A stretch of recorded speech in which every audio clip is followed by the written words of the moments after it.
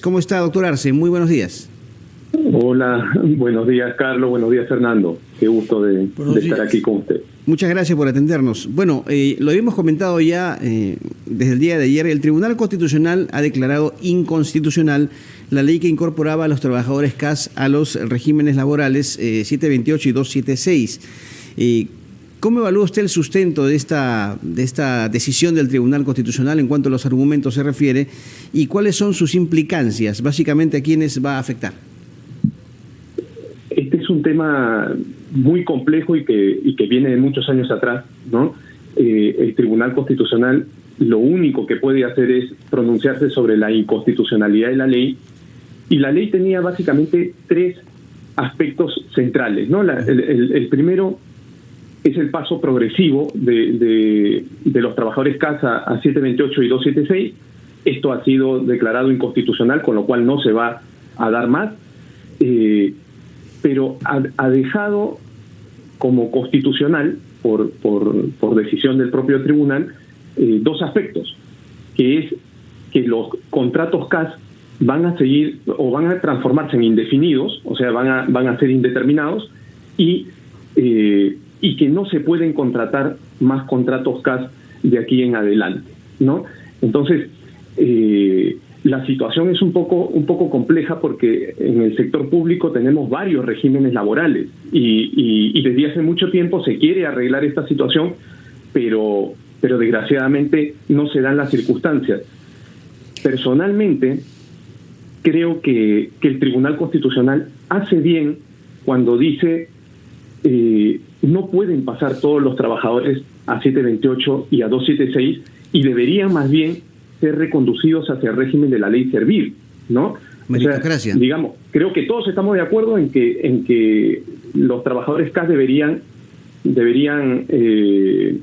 erradicarse ya esa discriminación, pero creo que hay una discusión entre hacia dónde debería dirigirse estos trabajadores. El problema, y es una de la argumentación que también tiene el Tribunal Constitucional, y se ha hablado en todo momento. Doctor Arce, ¿cómo está? Lo saluda. ¿Cómo está, Mónica? Es la prohibición que tendrían, por ejemplo, los congresistas de crear o aumentar gastos públicos. Si esto se produjera, evidentemente habría un aumento del gasto público inmanejable para un Ministerio de Economía y Finanzas, ¿no? Exacto. Ese es uno de los argumentos, pero en realidad ya ese argumento venía desde una sentencia anterior, la inconstitucionalidad de la ley 31039, que es el ascenso automático y cambio de grupo ocupacional en el personal de salud. Sí. Entonces era muy previsible que finalmente el Tribunal Constitucional vaya también por esa argumentación, con lo cual cuando el Congreso, sabiendo que el artículo 79 de la Constitución le prohíbe a los congresistas iniciativa en el gasto público, y que ya el Tribunal Constitucional había tenido un antecedente, el Congreso comete un gran error al insistir en ese ámbito, y es muchísimo dinero lo que implicaría que estos trabajadores CAS terminen pasando a 728 a 276, ¿no? Señor Arce, quisiera por favor que nos diga más o menos, estamos hablando de cuántos trabajadores, porque por una parte hay el argumento que ha mencionado Mónica Delta, que es que el Congreso no tiene iniciativa de gasto, pero el otro argumento que se ha usado desde el año 2005 en otra resolución del TC es que esta forma de pasar de CAS a otro régimen viola el principio de la meritocracia, porque los trabajadores CAS pasarían a tener puestos que les ha costado mucho trabajo a través de exámenes a otros tener. Entonces, explíquenos por favor cuántos son los que viven todavía bajo régimen CAS su vida laboral y qué alternativas es razonable proponerles. Sí, estamos hablando de un problema social bien grande, ¿no? Porque los trabajadores CAS son casi 360.000, casi llegando a 400.000 trabajadores del sector público. Un 20% de los trabajadores del sector público es una porción bastante grande, y como dices, el argumento de que los congresistas no tienen iniciativa de gasto ha sido utilizado, pero también ha sido utilizado este argumento de de que se rompe el principio de equilibrio presupuestal, ¿no? O sea, no está eventualmente, los gastos no están previstos en la ley de presupuesto. Entonces, por esa razón, no se podría declarar constitucional esta ley. Pero eso también es los propios antecedentes del Tribunal Constitucional en varios casos han dicho, es verdad que los derechos sociales, como en este caso, o sea, tampoco podemos negar que hay un problema social en el fondo y que hay que arreglarlo, ¿no? Tampoco se puede traducir solamente en cuánto cuesta y en cuánto no cuesta, porque de lo contrario nunca se van a solucionar los problemas de los trabajadores.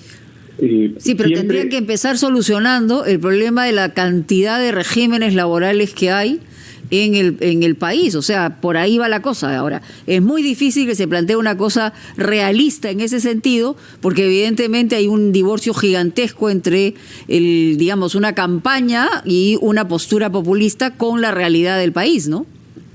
Sinceramente, ese creo que ha sido el error principal. O sea, cuando el Parlamento, además teniendo como presidenta a la premiera, a Mirta Vázquez, insiste para sacar esta ley, la 31131, sí.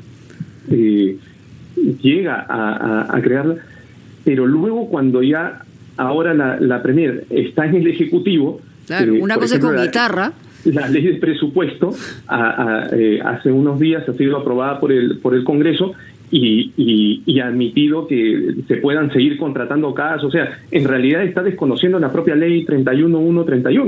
¿No? Que ella misma impulsó. Claro, es que una cosa es estar al otro lado del balcón y la otra es manejar los presupuestos que vienen a ser los mismos de donde tendrían que salir el manejo financiero del país, ¿no? Es lamentable y como tú dices, claro, el Ejecutivo en un determinado momento quiso retirar la demanda, cosa que no se puede porque una acción de inconstitucionalidad es un tema de orden público, ¿no? O sea, ya el Tribunal Constitucional una vez que se presenta la demanda, tiene que pronunciarse, y dio la impresión como que querían arreglar el tema, pero si después en la ley de presupuesto que presenta como proyecto el Poder Ejecutivo dice lo contrario y mandan los CAS hasta el 2022, hay cierta inconsecuencia, ¿no? Y lo que da pena es que seguimos teniendo el mismo problema de trabajadores con condiciones laborales muy distintas en el sector público, siendo 276, siendo 728, siendo CAS, y los de la ley del servicio civil.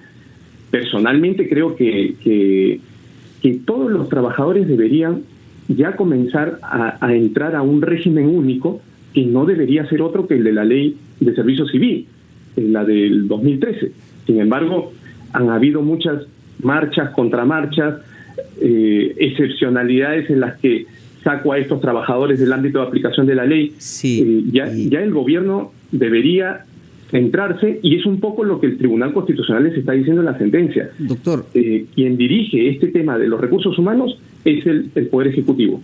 Y tienes que crear un régimen unificado, porque de lo contrario, hasta las remuneraciones son distintas por estos distintos regímenes laborales, ¿no? Doctor Arce, muy concreto, por favor, ¿y qué opina sobre la decisión que ha mantenido el TC respecto a la negociación colectiva en el Estado, pero sin límite presupuestal? Bueno, la negociación colectiva es un derecho constitucional. El Tribunal Constitucional emitió una sentencia en el año 2015 que el Congreso luego no la cumplió y recién la ha cumplido el 2021, que reconocía ya la posibilidad de que se puedan negociar aspectos remunerativos por convenios colectivos, pero Carlos, yo creo que el problema no viene necesariamente por ahí. O sea, no viene, claro, preocupa que de repente no haya límite presupuestal, pero las partes cuando se sientan a negociar ya se ponen límites ellas mismas.